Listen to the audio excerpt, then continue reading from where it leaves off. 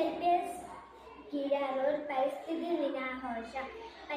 ദിനാഘോഷം വർണ്ണാഭമായ രീതിയിൽ RCLPS സ്കൂളിൽ നടത്തപ്പെട്ടു.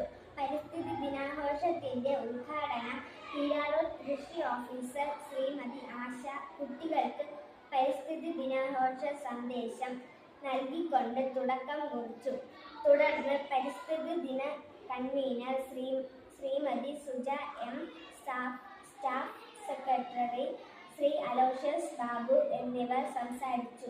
തുടർന്ന് സ്കൂൾ പരിസരത്ത് വൃക്ഷത്തൈ നട്ടു.